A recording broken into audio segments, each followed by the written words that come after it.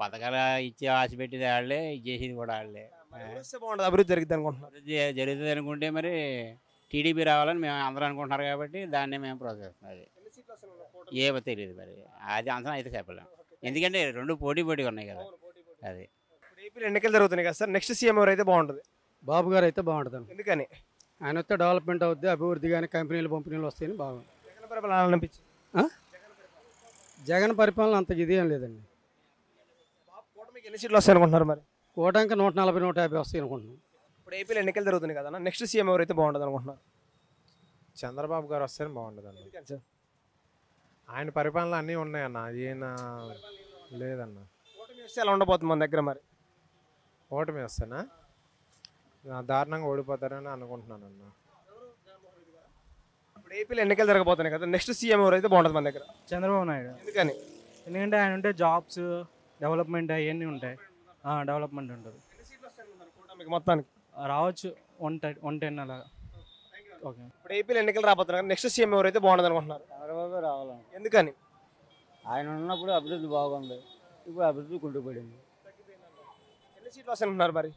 ఎన్ని సీట్లని గ్యారంటీ ఏం లేదు, చంద్రబాబు సీఎం అవుతుంది. ఏపీలో ఎన్నికలు రాబోతున్నాయి కదా సార్, నెక్స్ట్ సీఎం ఎవరైతే బాగుంటుంది అనుకుంటున్నారు?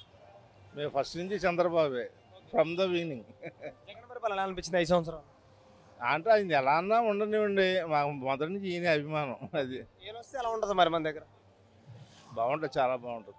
అంటే అభిమానం కోసం ఓటేస్తున్నారా, ఏమైనా డెవలప్ అయితే ఓటేస్తారంట? డెవలప్ అవుద్దనే ఇంకా ఆయన డెవలప్ చేయడంలో నెంబర్ 1 కదా.